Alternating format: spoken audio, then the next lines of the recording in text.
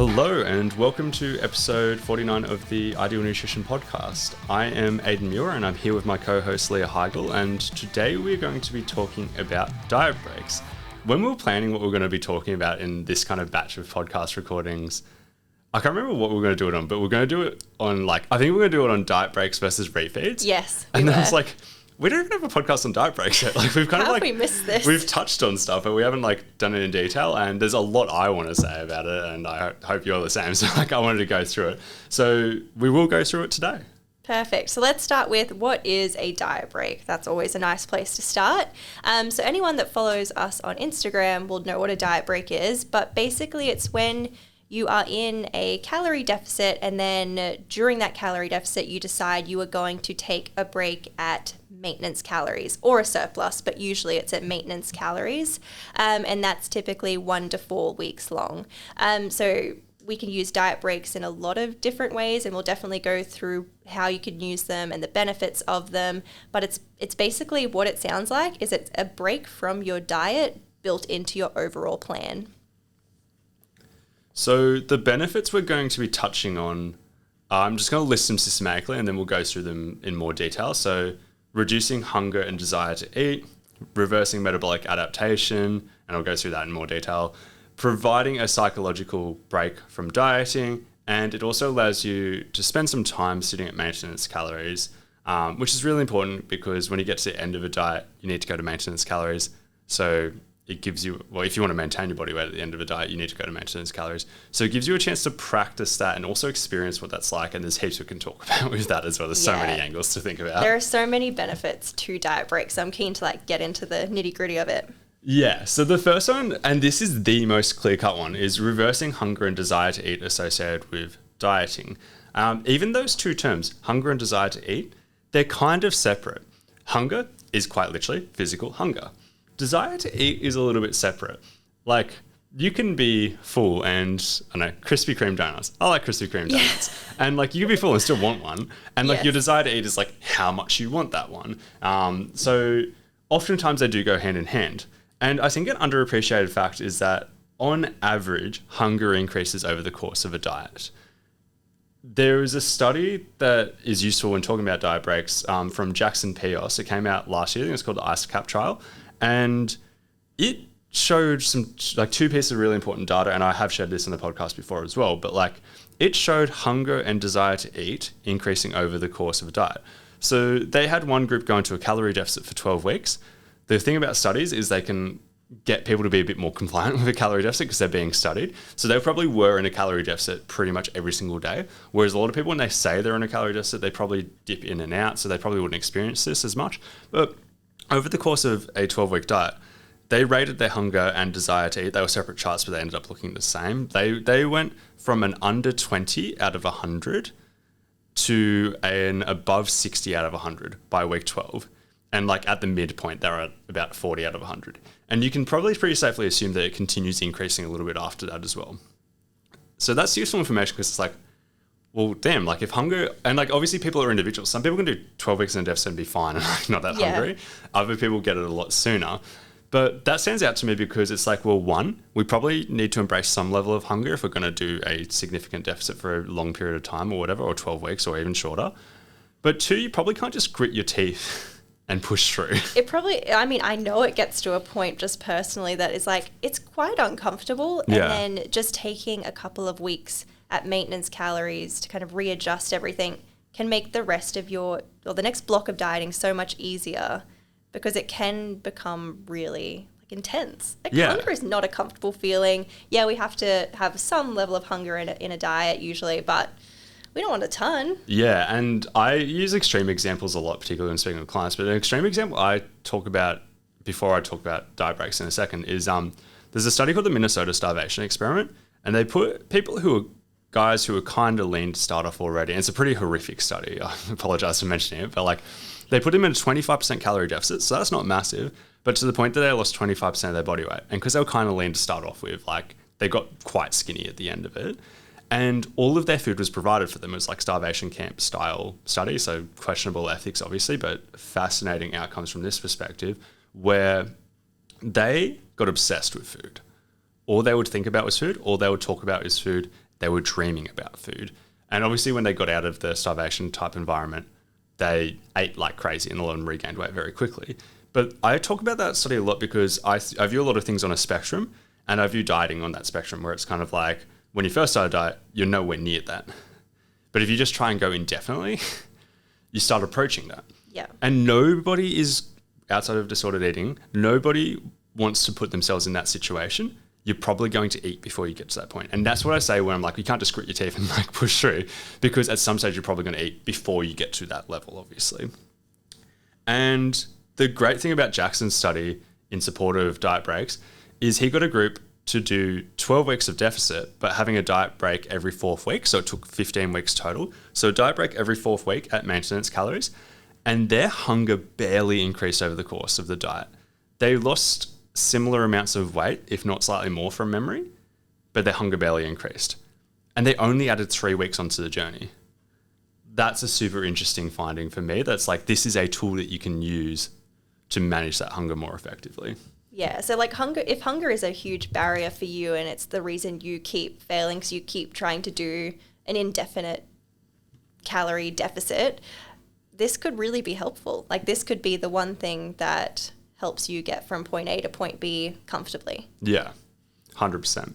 There is also the aspect of potentially reversing metabolic adaptation when we're talking about diet breaks. So, I mean, during a dieting phase, when you're in a calorie deficit, there is going to be some form of metabolic adaptation. So your metabolism is going to reduce a little bit.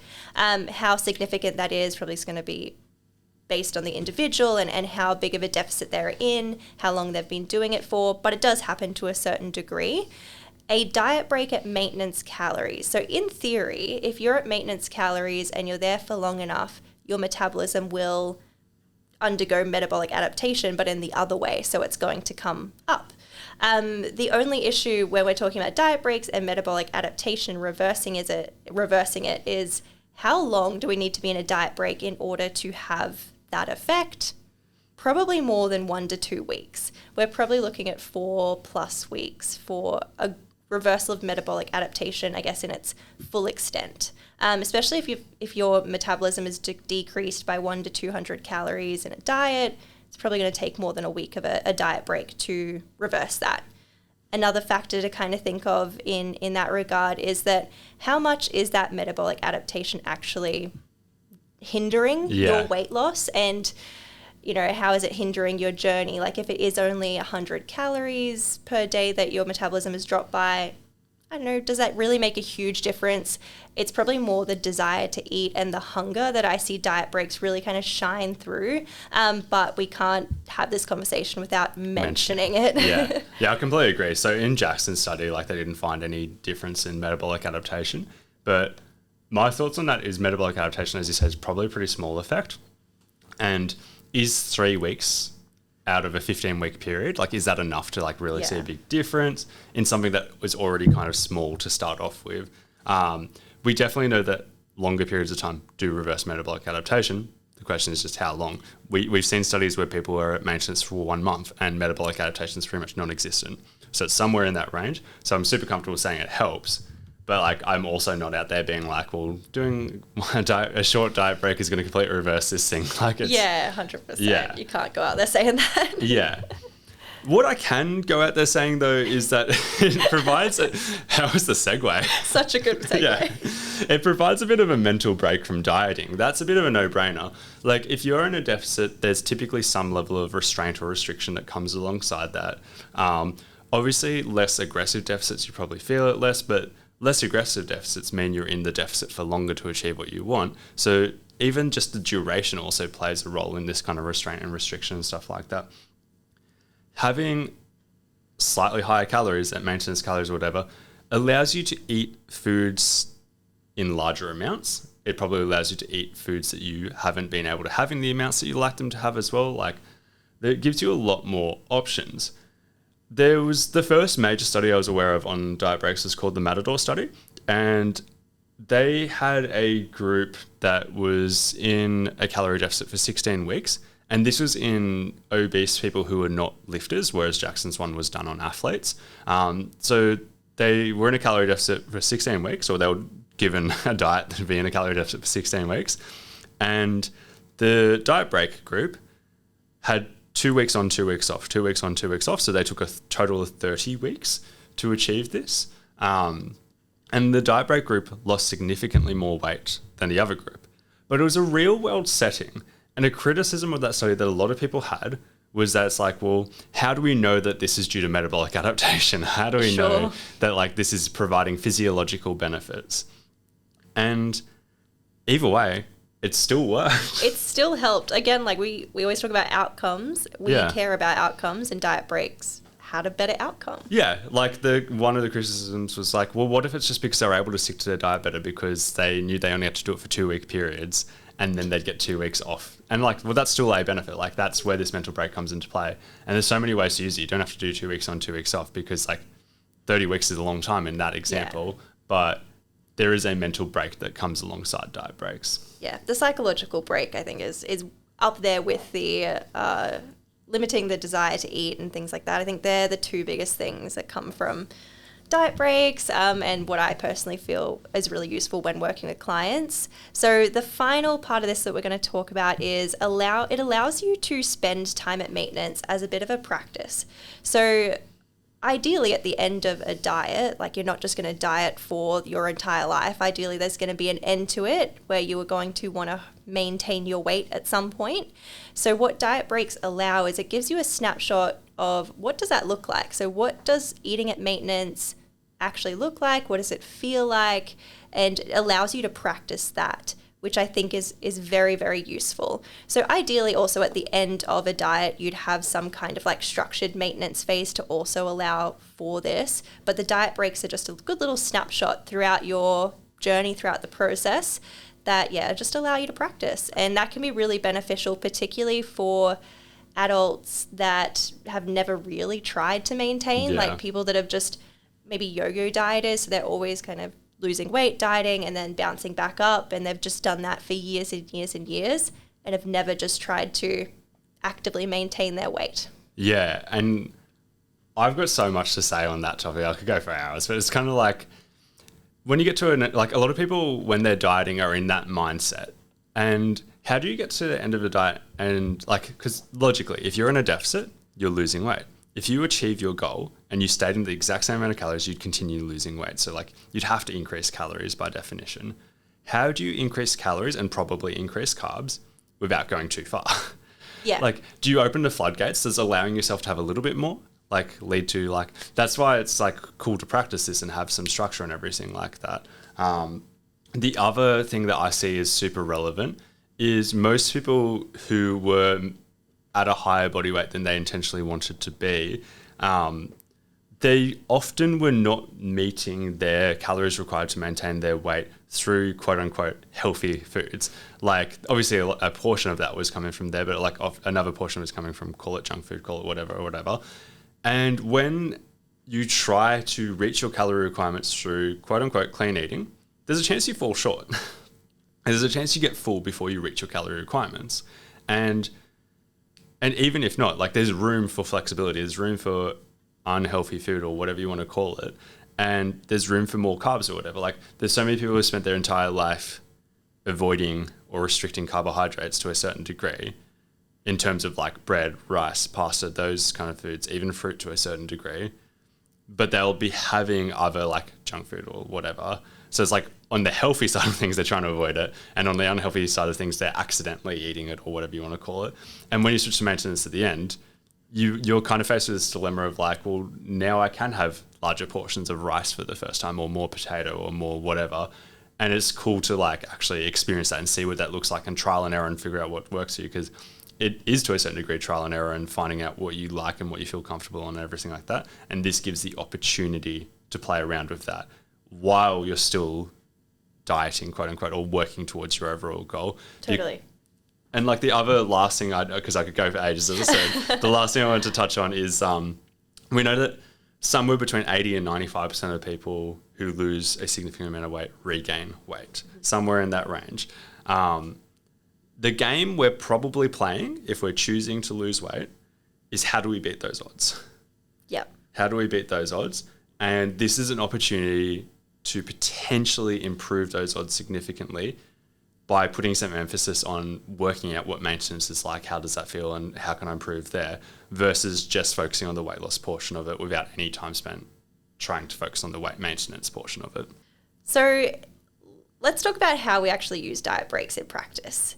Obviously, they're very useful. They have a ton of benefits. We love them. We use them with our clients. I use them with myself. But there's really no one answer to this, I find. Like, you can use diet breaks however you realistically want. I, in practice, tend to wait until a client is feeling ready for a diet break. So say some people at 6 weeks into a deficit are going to go, my desire to eat is through the roof. I'm really hungry, really struggling with this. Okay, let's take a diet break. Whilst others can go 12 to 15 weeks, feel great, and it's only around that kind of, 12 to 15 week mark that they're like, yep, all of these things are happening for me, and then I'll do a diet break then. You could plan them in advance. So I do that with some clients who really struggle mentally staying in a calorie deficit because there's no real soon end date to it. So maybe we go 4 weeks on, 1 week off, or something like that. So you can either plan them in advance, you can do them as needed based on your appetite and desire to eat and needing that psychological break. It doesn't really matter how you use them. So many options, I agree. So my most common approach I use with people is 8 weeks on, 2 weeks off. That's just because it seems convenient for me to do that for a variety of reasons, even partly honestly, just transparently inside my business model, because I see people every 2 weeks. And my first few sessions, I work with somebody if they're looking to lose weight or whatever. I have a lot of stuff that I want to cover, and I start covering those things in order before I start talking about diet breaks. And then by that third or fourth session is when I'm like, oh, now would be time for us to look at this. That's one reason why I do it that way. But then there's heaps of other approaches that I potentially take with people. If things are going great, I'm like, well, maybe let's let it run, as you kind of said. Sometimes I'll do it more frequently. Sometimes I'll do it less frequently. If I'm really pushing that, let's practice weight maintenance kind of thing, I like people to do it for a month or so. I try to give them a longer time frame for that in a lot of cases. Some people struggle with diet breaks where they go off track or whatever. They just the floodgates do open or whatever, when they go to that. And sometimes spending a little bit more time takes a bit of the novelty away and things start to settle down to a certain degree. And another one that I've been using a little bit more over the last year or so is in relation to the menstrual cycle. With some people, I do add more calories during 1 week of the month. With a lot of other people, I don't. This is only a small percentage of people I work with.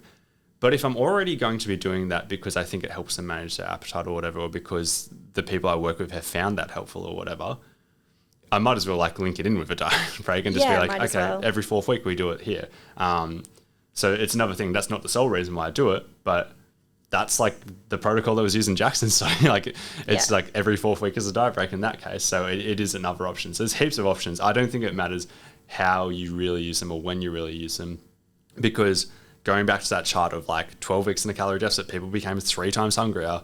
You probably want to consider using it or something like that. And it doesn't necessarily matter which way you do it. It's very individual. This has been episode 49 of the Ideal Nutrition Podcast. Thank you for tuning in.